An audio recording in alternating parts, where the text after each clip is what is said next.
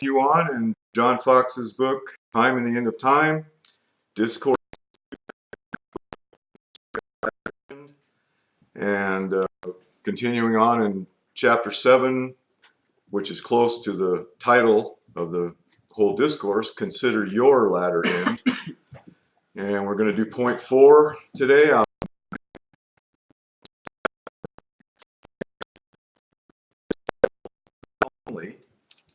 which is eternal, will stand you instead come to die.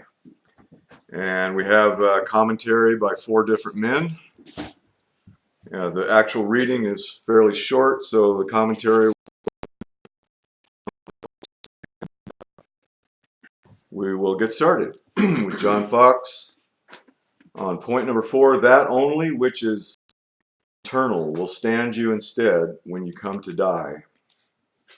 Namely, when you will shoot the vast gulf and launch out into the infinite ocean of eternity that has neither bounds, nor banks, nor bottom. Immortal souls, do you see anything? Eternity graven on it. There are varieties of objects, both of persons and things, that present themselves to your view. Vast heavens that are bespangled and beautified with a glorious sun, moon, and glitterous stars that have been there for some thousands of years. See whether eternity be there. No, they had their beginning and must have their ending. Genesis 1, quote, Thou, Lord, in the beginning hast laid the foundation of the earth, and the heavens are the works of thine hands. They shall perish, but thou remainest, and they all shall wax old, as doth a garment. So that was referring to Hebrews 1, verses 10 and 11, before the Genesis 1 little reference there. And I have a reading on that, 10, and I've added 12. So 10, 11, Hebrews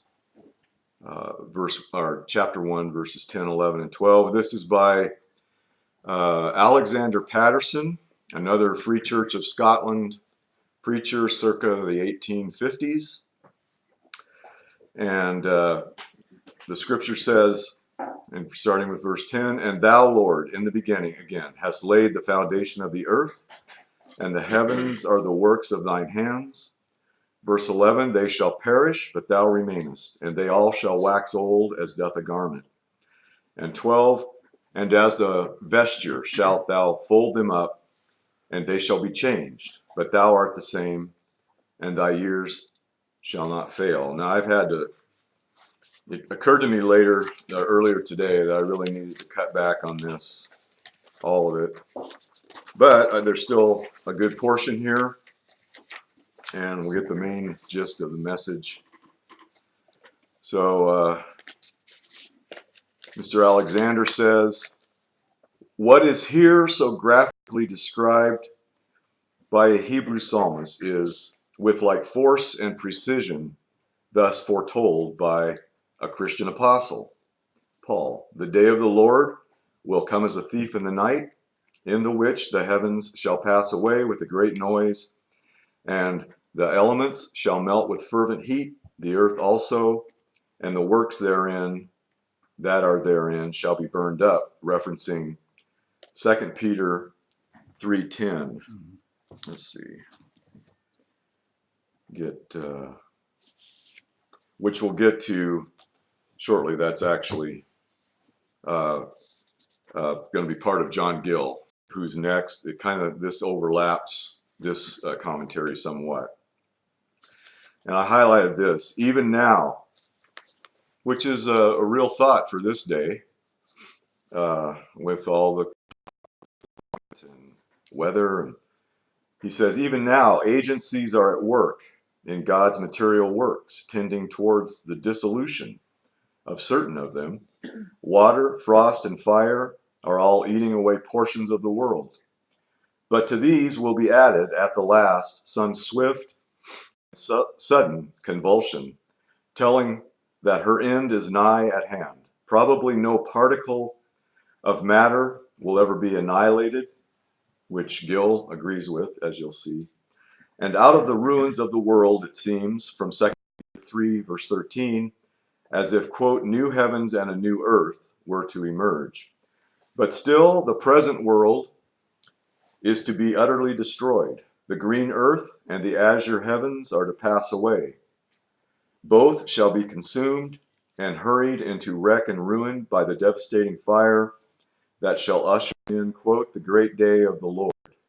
The psalmist's description of this decisive overthrow is obviously meant as an introduction to that which follows of the immutability of Christ, a ground, as it were, on which to project the glorious doctrine that he is, quote, the same, shall not fail. But even at this stage of the passing power and majesty of Christ, quote, thou, it is said to the Son, thou shalt fold them up, quote. Christ, who, quote, in the beginning was the maker, capital M, will in the end be the destroyer, capital D, of the world. We are taught that amidst all changes, he remaineth, that in spite of the last convulsion, he abides, quote, the same, and again, his years shall not fail. Among the many lessons which the quotation is fitted to teach are these two. Number one, how unsatisfactory and inadequate a portion for a being destined to eternity are terrestrial things, as in the meantime they cannot satisfy the cravings and supply the necessities of the soul. So they are doomed to perish, and man is doomed to lose them long before they themselves shall utterly pass away. I highlighted this. It's a very good representation. A child building on the shore, the tiny house, the seashore, the sand, which the advancing tide is sure right speedily to overthrow. How faint a representation is that of the moral madness of men who make perishable things their all. Two, what a glorious thing to have a personal interest in the eternal Son. Oh, happy, happy he who has that immutable and immortal one, capital O, for his own immutable and immortal friend, capital F. In life and in death, he may triumphantly exclaim, quote, I know whom I have believed, and I am persuaded that he is able to keep that which I have committed to his trust. Alas, that such a portion should be so oft rejected and despised. And I highlighted the last part of this this is the ending of it. Multitudes make so much of a world from which they must soon depart, and which itself must pass away, that they seek and find no other heritage. And this last point, you see it all the time. If you're watching on in the world times. And some there are who they, by God's grace, recognizing the brevity of life, it occurs to them, and the perishable nature of earthly things, rush as if in quest of an antidote to agitation or despair, to wild, tumultuous merriment, like sailors hastening on the eve of shipwreck to the casks and going down into the waters amidst the fire and fever of intemperance. So, good thoughts from James Patterson. John Fox continues, the day is coming wherein the sun will be turned into darkness and the moon into blood. The stars of heaven will fall and the powers of the heavens will be shaken and the elements will melt with fervent heat and the earth with the works that are therein will be burnt up. And he has two references here. First one is Matthew 24:29. Immediately Shortly after the tribulation of those days shall the sun be darkened, and the moon shall not give her light, and the stars shall fall from heaven, and the powers of the heavens shall be shaken. We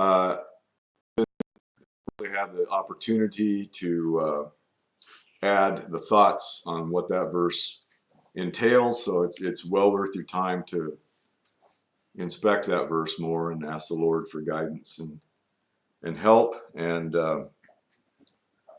Gil, we've got him covering 2 Peter 3:10 again. But the day of the Lord will come as a thief in the night, in the which the heavens shall pass away with a great noise, and the elements shall melt with fervent heat, the earth also and the works. And in Strong's, that's specifically talking everything that exists via human toil and labor. And a sideline kind of from Strong's, all things man worships and considers valuable. The earth also and the works that are therein shall be burned up. So go to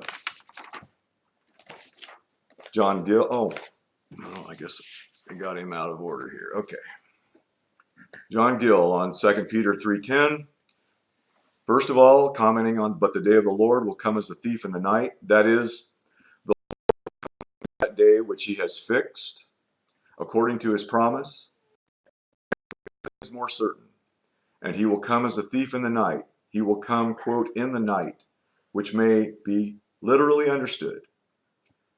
And he'll expand on that. For as his first coming was in the night, see Luke 2, verse 8, which regards the shepherds keeping watch over their flock by night. So perhaps his second coming may be in the night season, or figuratively, when it will be a time. So this is the other alternatives of the explanation, commentary on it. When it will be a time of, or figuratively, when it will be a time of great darkness, when there will be little faith in the earth, and both the wise and foolish virgins will be slumbering and sleeping, possibly, when it will be a season of great security, as it was in the days of Noah and at the time of the burning of Sodom and Gomorrah. It will not be known what hour he will come. He will come suddenly at and unawares, when he is not expected, to the great surprise of men, and especially of the scoffers, when the following awful things will be done. Next part of the verse, in the which the heavens shall pass away with a great noise, the seat of angels and glorified saints, and even of God himself, but the starry and airy heavens, which shall pass away, not as to their matter and substance, but as to some of their accidents and qualities, and the present use of them, and that with a great noise, like that of a violent storm or tempest, though the Ethiopic version renders it without a noise, and which is more agreeable to his coming as a thief, which is not with noise, but in as still a manner as possible. Learned men observe that the word signifies swiftly, as well as with noise, and accordingly the Syriac version renders it suddenly, the Arabic version presently, immediately, that is, as soon as Christ shall come, immediately, at once, from his face shall the earth and heavens flee away, as John in a vision saw. Revelation 20, verse 11. And the elements shall melt, not what are commonly called the four elements, earth, air, fire, and water, the first principles of all things, but the elements will be corrupted or destroyed by the conflagration, which exactly agrees with what the apostle here says. By the elements seem to be distinguished from the heavens, as the works of the earth are distinguished from the earth in the next clause that we talked about. And design the firmament or expanse with the sun, moon, and stars in it, which will be purged and purified by this liquefaction by fire. The earth also, next part of the verse, will be purged and purified from everything that is noxious, hurtful, unnecessary, and disagreeable, though the matter and substance of it will continue. And the works that are therein shall be burnt up. All the works of nature, wicked men, cattle, trees, etc., and all the works of men, cities, towns, houses, furniture, utensils, instruments of arts of all sorts will be burnt by a material fire breaking out of the earth and descending from heaven, for which the present heavens and earth are reserved. Some are of the opinion that these words refer to the destruction of Jerusalem, and so the passing away of the heavens may design the removal of their church state and ordinances. So he's just making known this. Hebrews 12, verse 26, and the melting of the elements, the ceasing of the ceremonial law called the elements of the world, Galatians 4, verse 3, and the burning of the earth, the destruction of the land of Judea, expressed in such a manner in Deuteronomy 29, verse 23, and particularly of the temple and the curious works in that, which were all burnt up and destroyed by fire to prevent it, but could not. Which sense may be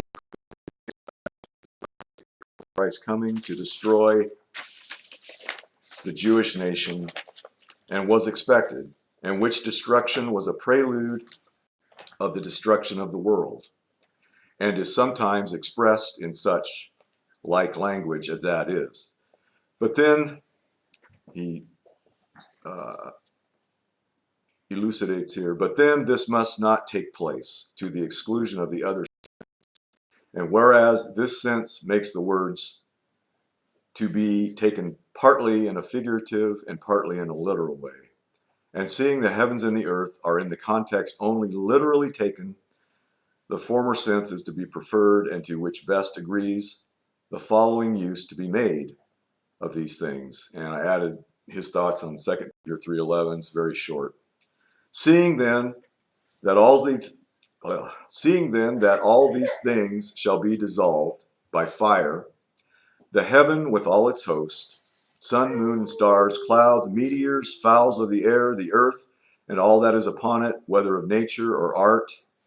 And since nothing is more certain than such a dissolution of all things, what manner, the second part of the verse, what manner of persons ought ye to be in all holiness of your life and godliness, not as the scoffers and profane sinners, who put away this evil day far from them, but as men who have their loins girt, their lights burning, waiting for their Lord's coming, being continually in the exercise of grace and in the discharge of their religious duties, watching, praying, hearing, reading, living soberly, righteously, and godly, guarding against intemperance and worldly mindedness, and every worldly and hurtful. John Gill.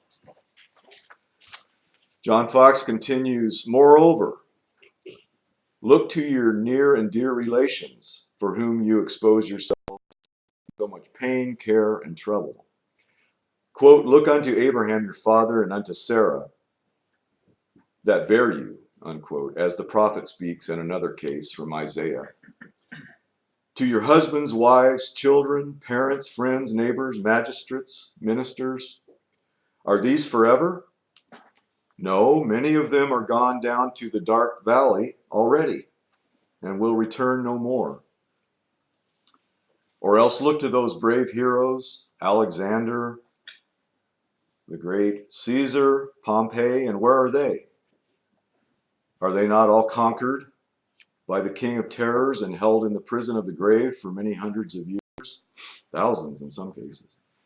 Look to your gold, silver, pearls, perfumes, costly cabinets, stately structures, princely palaces. Are these forever? No, they are corruptible things and cannot deliver in the day of the Lord's wrath. Kings' palaces are desolate places, ready to become a heap. Crowns are translated from head to head. Scepters pass from one hand to another. And kingdoms have their rise and they have their ruin. And will you sell your precious souls for pelf, P-E-L-F, which is wealth or riches, especially when dishonestly acquired, or sell your precious souls for transitory trash, which indeed is more in expectation, it turns out to be, than in fruition. Consider how little that is worth for which you run, if you're doing so, the dreadful hazard of losing heaven. But now, if you are believers, he says, lift up your eyes to the everlasting hills. Okay, sorry. Lift up your eyes to the everlasting hills and put the eagle's eye of faith within the veil.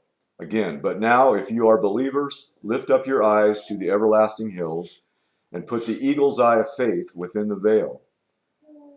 There is the Ancient of Days. God your Father is the chiefest good and highest happiness. There is Christ, your dear Redeemer, the Prince of Glory, and a house not made with hands, eternal in the heavens, and on the favor of God, the love and righteousness of Christ, you may see eternity. Again, turn your eyes inward to the hidden man of the heart. Is there the seed of God or impression of his image and the divine nature in you? 1 John 3, verse 9. Whosoever is born of God doth not commit sin. Commit in Strong's means a few things. Does not tarry in, does not journey in, or does not without any delay. I mean, you jump right into sin and you have no, without any delay, does not provide for. So whosoever is born of God doth not tarry in, journey in, with no delay, or provide for sin. For his seed remaineth in him, and he, because he is born of God. And the rest of the thoughts on the word commit from Strong's, there are several. None of these things move me. Whoever is born of God doth not ordain, continue in, band together with, content or be content in, or deal in sin. There's all sorts of shades there. For his seed remaineth in him, and he cannot sin. Thought we'd look into that verse because I'm sure it's puzzling to some till you know the context. I found James Morgan, Doctor of Divinity. He was Irish Presbyterian minister in the 1800s. He lived 1799 to 1873. And I think he has encapsulated this verse well. Most commentators see it along the same lines, and really to me it's fairly obvious once you the Lord shows it to you. He says, James Morgan says, the effects, this is 1 John 3:9, the effects that are declared to result from it. He doth not commit sin, and he cannot sin. As two figures, so are there two assertions to declare the results. The one is the assertion of a fact, and the other is an argument to explain and confirm it. We shall consider them apart. Number one, the fact, he doth not commit sin. So he clarifies, let it be observed, this is said of every converted man. Whosoever is born of God doth not commit sin. It's right there in 1 John 3:9. This at once suggests there is a sense in which it cannot be understood, while there is another sense in which it conveys a blessed truth. It cannot be understood literally and universally. It is not true of every converted man that he sinneth. We see men of whose conversion we have no doubt do that sinful, and no converted man will say he does not sin. It is of such, the apostle says, if we say that we have no sin, we deceive ourselves, and the truth is not in us. 1 John 1:8 or 1:9. But there is an important sense in which this saying is true. of every converted man. He does not sin knowingly, willfully, and habitually. David did sin, but not after this manner. The same is true of Peter and Paul and John. Every one of them was ready to own he sinned, but no one of them lived in sin. It was not his habit. Temptation may surprise and overcome the believer, but he will not persist in an evil course. He will not continue to do what he knows to be contrary to God. Thus understood, we may properly say of any servant of the Lord, he doth not commit sin. We will say of a man versed in literature, he is learned, although he is ignorant of many things. In like manner, we speak of men and say they are strong physically, although in some respects they may be weak. Or in a broader way than just physically, maybe. We judge of them by that which is prominent and paramount in them. We would say of David and Peter and Paul and John, with all their acknowledged infirmities, they did not commit sin, as we just touched on. They were righteous men, though not perfect men. And so we judge of men still, and say of the Christian who maintains a blameless and consistent life, that we could point out many deficiencies, but he doth not commit sin. We need to consider well this mark of true conversion. No one is the subject of it, of true conversion, who lives in sin, ultimately. Rightly interpreted, the declaration of the apostle is a universal truth, that, quote, whosoever is born of God doth not commit sin. Number two, the second expression, explanatory and confirmatory of this fact, is still stronger. He cannot sin because he is born of God. This saying is an unanswerable proof that the words of the apostle are not to be understood in their literal acceptation. They are every converted man. But who would say of such, he cannot sin?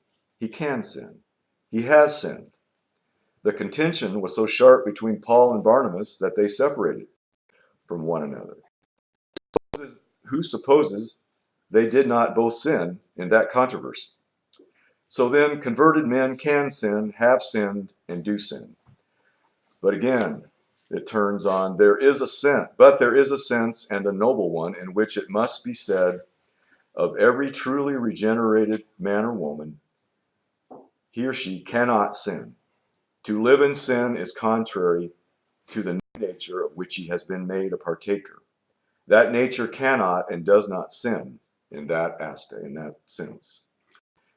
Had he no other nature, he would never sin.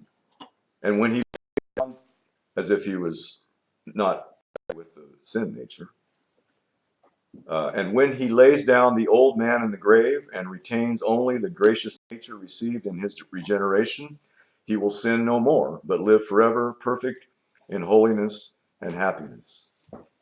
Even here, however, amid all the infirmities and temptations that beset him, there is a sense in which he cannot sin. He cannot do so as the habit of life. We say of a man of tenderness, he cannot act cruelly, and yet he may possibly do a cruel deed. We say of a refined man, he cannot act with rudeness, and yet he may possibly do a rude thing. We say of a dignified man, he cannot do what is mean, and yet possibly he may so far forget himself as to do what is unworthy of his character and reputation. Just so an inconsistency may be found in the Christian, yet he cannot live in sin, and there are many reasons why he cannot, and he lists them here. To finish up, it is contrary to his views. He sees sin to be the greatest of all evils and holiness to be the highest of all good. He cannot, therefore, but, quote, cease to do evil and learn to do well. Isaiah 1 verse 16. These are all snippets of verses. I had to look them all up because as a man thinketh in his heart, so is he. Proverbs 23:7. It is contrary to his tastes. He dislikes sin and he loves holiness. He can truly say, I would do good. Romans 7:22, I delight in the law of God after the inward man. He finds his happiness in the word and worship and work of God. His highest enjoyment is in God himself. It is impossible that such a man could live in sin. His soul revolts against it, and he cannot do it. It is contrary to, it is contrary to his most determined purposes. The language of David is not strange to him, to this man. Psalm 17, verse 3, Thou hast proved mine heart, thou hast visited me in the night, thou hast tried me, and shalt find nothing. I am purposed that my mouth shall not transgress. Had a purpose in his own heart. It were unreasonable to suppose such a man could live in sin. He cannot. Next, it is contrary to his habits. He has served God and found his service to be liberty. He has experienced that of all masters, he, capital H, is the best. He therefore says to those who would seduce him from his allegiance, Psalm 119, verse 115, Depart from me, ye evildoers, for I will keep the commandments of my God. He cannot do otherwise. Again, next, it is contrary to his interests. He knows that 1 Timothy 4:8, godliness is profitable unto all things. Godliness is profitable unto all things, having promise of the life that now is and of that which is to come. He is not the fool to 1 Corinthians 6:18, sin against his own soul, quote. He, quote, has respect to the recompense of reward. Hebrews 11, verse 10, he seeks a city that hath foundations, whose maker and builder is God. 1 Peter 1, verse 4, he hopes for an inheritance incorruptible, undefiled, and that fadeth not away, reserved in heaven. He cannot, therefore, live in sin. One thought in conclusion, such a life can proceed only from a new birth. None but the regenerated man will lead it. Nature will not produce this fruit. Grace alone can do it. Quote, we do not gather grapes of thorns or figs of thistles, but grace makes the barren soul fruitful. Quote, whosoever is born of God doth not commit sin, to finish up, for his seed remaineth in him, and he cannot sin because he is born of God. James Morgan. And finish up James Fox section here. Let's see. 2 Peter, the second one of this section, 2 Peter 1, verse 4.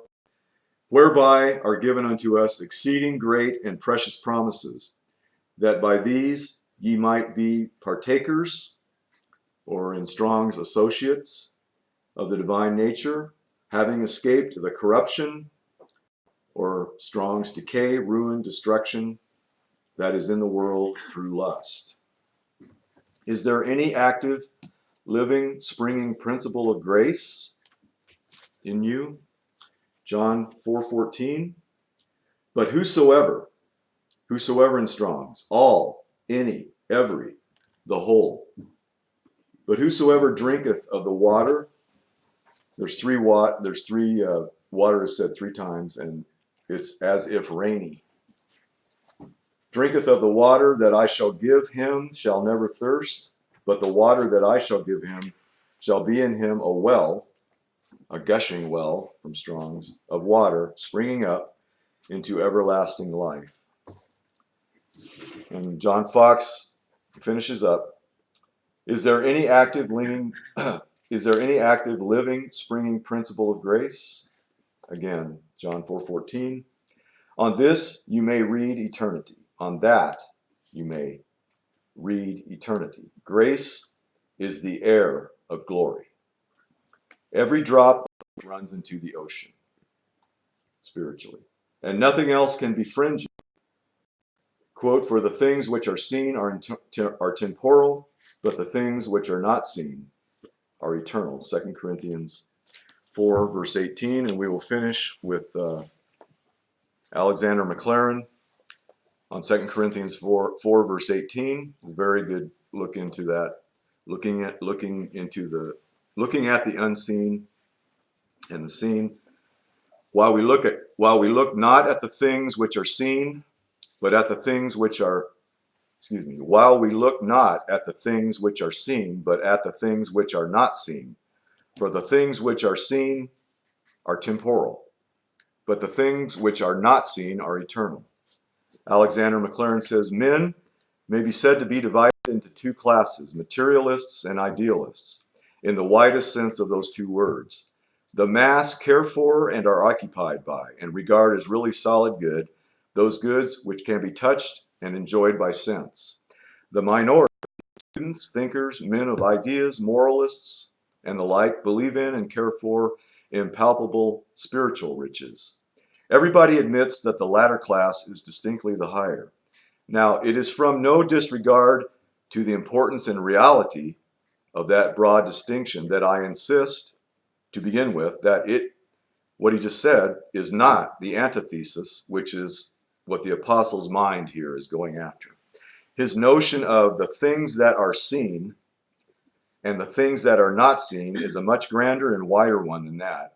By the things that are seen, and this is really, I hadn't thought about it this way, but by the things that are seen, this I did, but the next one. He means the whole of this visible world, with all its circumstances and relations. And by the things that are not seen, he means the realities beyond the stars, but he elaborates on that. He means the same thing that we mean when we talk in a much less true and impressive contrast about the present and the future. To him, and I highlighted this, to him, the apostle, the things that are not seen are present instead of being, as we humans weakly and foolishly Christian them, the future state. And it makes all the difference whether we think of that august realm as lying far away ahead of us, or whether we feel that it is, as it is, in very deed, all round about us and pressing in upon us, only that the veil, quote, that is to say our flesh, has come between us and it. Highlighted, do not habitually think of these two sets of objects according to that misleading distinction, present and future, but think of them rather as the things that are seen and the things that are not seen. Number one, now first I wish to say a word or two about what such a look will do for us. Paul's notion is, as you will see if you look at the context, that if we want to understand the visible or to get the highest good out of things that are seen, we must bring into the field of vision the things that are not seen. The case with which he is dealing is the man in trouble. He talks about light affliction, which is but for a moment, working out a far more exceeding and eternal weight of glory, while we look at the things which are not seen. But the principle on which that statement is made, of course, has its widest application to all sorts and conditions of human life. Highlighted. And the thought that emerges from it directly is that only when we take the things that are not seen into account and make them in the scale by which we judge all things, do we understand the things that are seen. That triumphant paradox of the apostles about the heavy burdens that pressed upon him and his brethren, lifelong as these burdens were, which yet he calls light and but for a moment, is possible only when we open the shutter of the dungeon, this earth, which we fancy was the whole universe, and look out onto the fair land that stretches beyond. A man who has seen the Himalayas will not be much overwhelmed by the height of Helvellyn. That's a 3,000-foot English mountain. Helvellyn. They who look out into the eternities have the true measuring rod and standard by which to estimate the duration and intensity of the things that are present.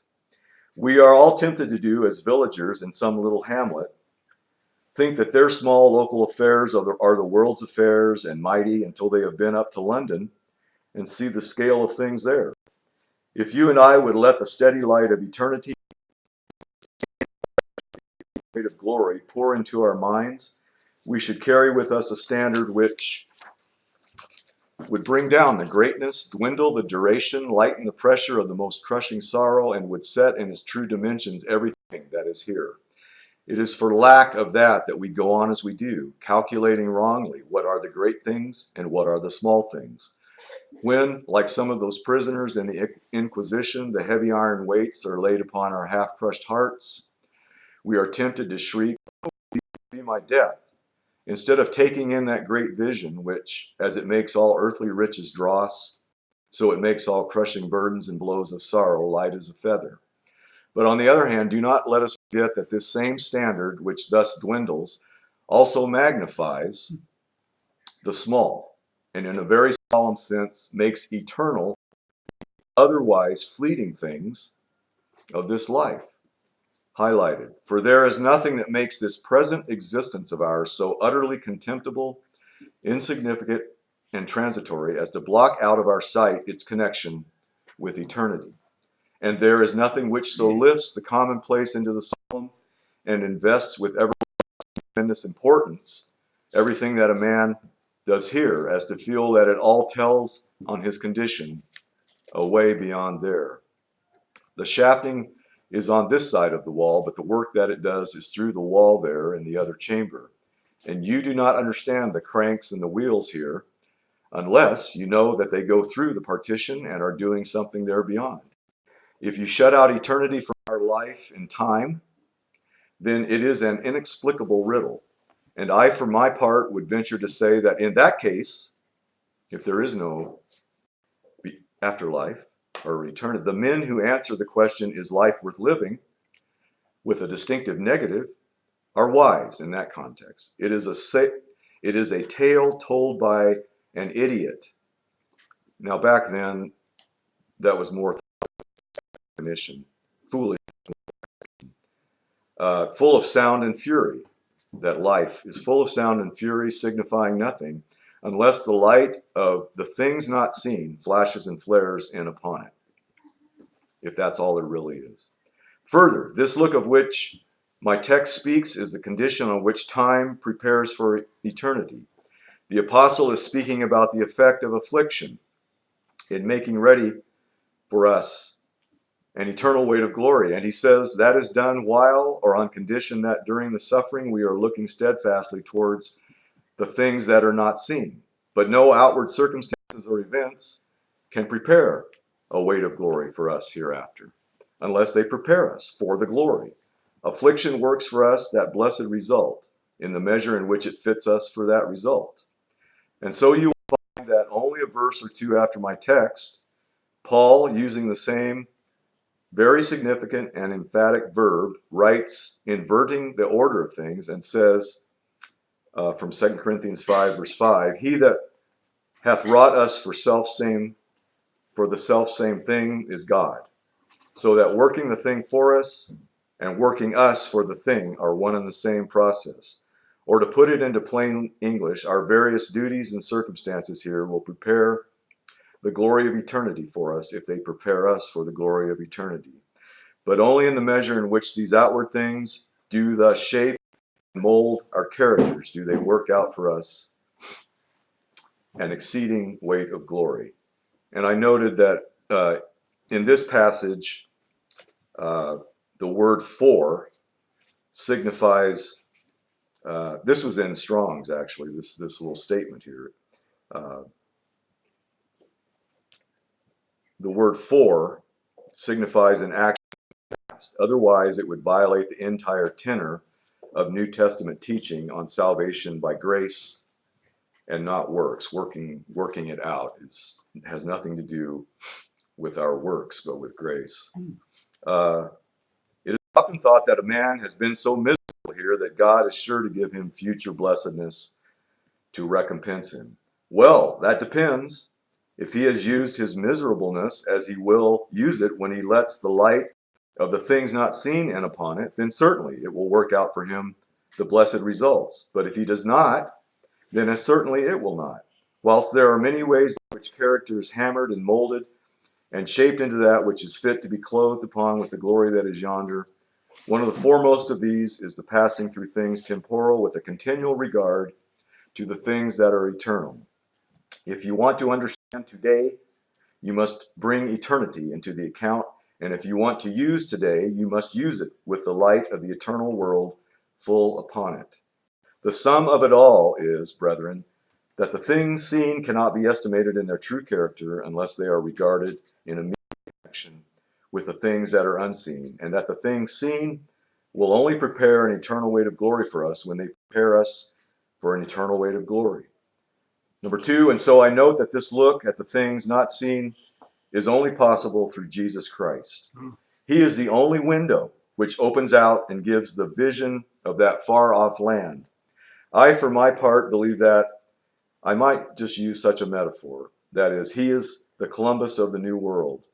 Men believed and argued and doubted about the existence of the future life, of it across the seas there until a man, the New World, went and came back again, and then went to found a new city yonder, and then hoped for immortality, and believed after a fashion, some of them, in a future life, and dreaded that it might be true, and discussed and debated whether it was.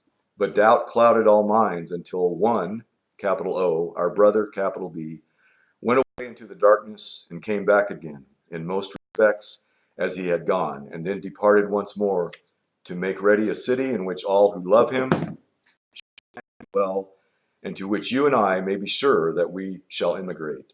It is only in Jesus Christ that the look which my text enjoins is possible. For not only has he given us certitude so that we need now not to say, we think, we hope, we fear, we are pretty sure that there will be a life beyond, but we can say we know. Not only has he done this, but also in him and his life of glory at God's right hand in heaven is summed up all that we really can know about the future. That's really a good point. We look into the darkness in vain. We look at him, and our knowledge, though limited, is blessed. All other adumbrations, which are shadows and faint resemblances of a life beyond, must necessarily be cast into the metaphorical forms or symbols in which the New Testament abounds. We may speak of golden pavements and thrones and harps and the like. We may say there's no night there, no sighing nor weeping, no burdened hearts, no toil, no pain, for the former things are passed away. But he makes a point here, but a future life which is all described in metaphors, and a future life of which we know only, that is coined the negation of the disagreeables and limitations of now, is but a poor affair. Here is the positive truth. To him that overcometh will I grant to sit with me in my throne. Revelation 3:21. We shall be like him, for we shall see him as he is. 1 John 3 verse 2. And beyond that nearness to Christ, blessed communion with Christ, likeness to Christ, royalty derived from Christ, I say amen to this. I think we neither know nor need to know anything about that life. Not only is he our sole medium of knowledge and himself the revelation of our heaven, but it is only by him that man's thoughts and desires are drawn to and find themselves home in that tremendous thought of immortality. I know not how it may be with you, but I am not ashamed to confess that to me the idea of eternal continuance of my conscience being is an awful thought without Christ, rather depressing and bewildering than delighting and attractive. I, for my part, do not believe that men generally do grapple to their hearts with any gratitude or joy that solemn belief of immortal life, unless they feel that it is life with and in and like Jesus Christ. Quote, to depart is dreary without him, and it is only when we can say, and to be with Christ, that it becomes distinctly far better. Quote, he is, if I may so say, at once telescope and star. By him we see him. We see, seeing him, that the things that are unseen all cluster around himself and become blessed. And now lastly, this look should be habitual with all Christian people.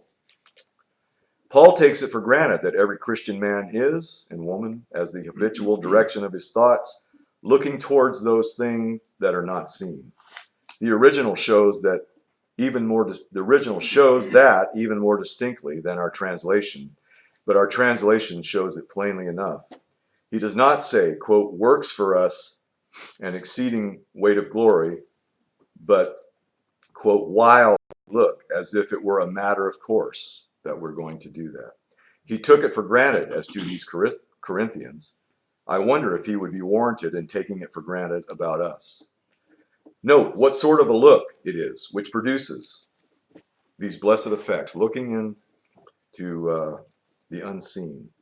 The word which the apostle employs here is a more pointed one than just the ordinary one for seeing. It is translated in other places in the New Testament, as in Mark, this is from Romans 16, verse 17, mark them which cause divisions. The word mark is in Strong's there, to look at, observe, contemplate, fix one's eyes upon, direct one's attention to, take heed. Mark them, and the deck and the like, highlighted, and it implies a concentrated, protracted effort, an interested gaze. It's similar to the heavenly mindedness, looking there often in the same manner. A man standing a languid eye for a moment out onto the horizon and sees nothing. A keen-eyed sailor by his side shades his eyes with his hand and shuts out cross lights and looks and peers and keeps his eyes steady, and he sees the filmy outline of the mountain. Highlighted. If you look for a minute, not much caring whether you see anything or not, and then turn away and get your eye dazzled with all the vulgar, crude, high colors round about you here on earth, it is very little that you will see of, quote, the things that are not seen. Concentrated attention and a steadfast look are wanted to make the visible the. You have to alter the focus of your eye if you are to see the thing that is afar off. There has to be a positive shutting out of all other things, as is emphatically taught in the text, by putting first the not looking at the things that are seen. Here they are pressing in upon our eyeballs, the things that are seen all around us, insisting on being looked at. And unless we resolutely avert our eyes, we shall not see anything else. They monopolize us unless we resist the intrusive appeals that they make to us. We are like men down in some fertile valley surrounded by rich vegetation, but seeing nothing beyond the green sides of the glen. We have to go up to the hilltop if we are to look out over the flashing ocean and behold afar off the towers of the mother city across the restless waves. Highlighted, brethren, unless you shut out the world, you will never see the things that are not seen, as much as possible. Now, as I have said, the apostle regards this conscious effort at bringing ourselves into touch in mind and heart and faith with the things that are not seen as being habitual, characteristic of Christian people. I am very much afraid that the present generation of Christian people do not, in anything like the degree in which they should, the late 1800s, which they should, recreate and strengthen themselves with the contemplation which he here recommends. It seems to me, for instance, that we do not hear nearly as much in pulpits about the life beyond the grave as we used to do when I was a boy. It seems to me that these great motives which lie in the thought of eternity and our place there are by no means as prominent.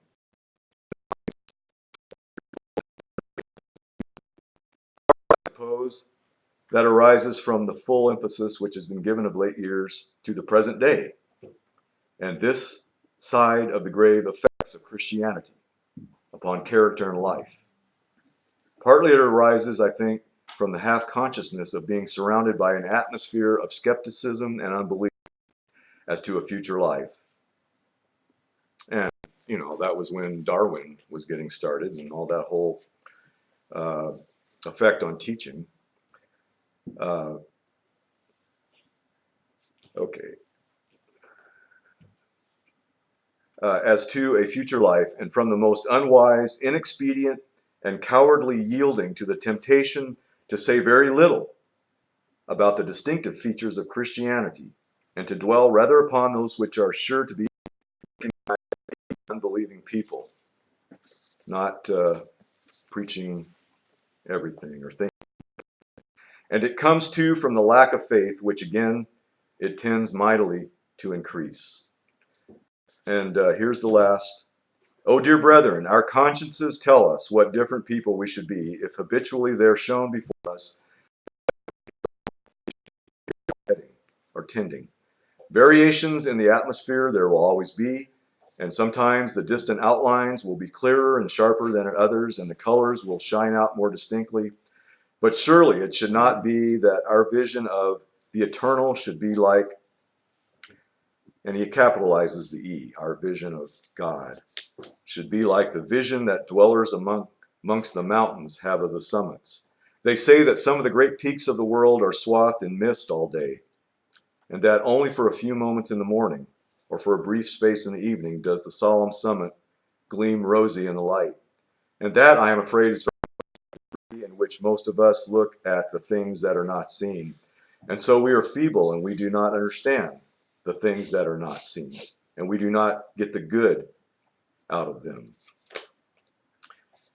Dear brethren, let us turn our eyes away from the gods, G-A-U-D-S, or ornaments, that we can see, and open the eyes of our spirit, the things where Christ is, sitting at the right hand of God. Surely, surely, it is madness that when two sets of objects are before us, the one lasting for a moment and then dying down into black nothingness, and the other shining on forever, and when our look settles whether we how we take one as our own, settles whether we shall share the fate of the one or the other, we should choose to gaze with all our eyes and hearts at the perishable and turn away from the permanent. Surely, if it is true that the things which are seen are temporal, common sense and a reasonable regard for our own well-being bid us look at the eternal, things which are not seen, since only so can the light and the momentary afflictions, joys, sorrows, or circumstances work out for us and work us for a far more exceeding and eternal weight of glory. Amen. Thank you. We're thankful for this reading today and for all the commentary, and look into the Word yourself to examine all these things. And next week we will, Lord willing, go on to point number 5. Which of the two eternities, I think, oh, they messed up, typo here. Which of the two eternities are you going toward?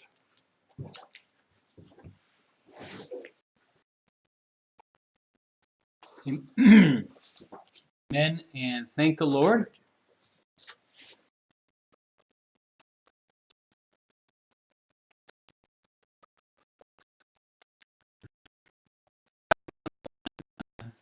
We're glad you could be with us today, and you're always welcome to join us. But until then, go in God's mercies, and Lord willing, we will talk to you again soon.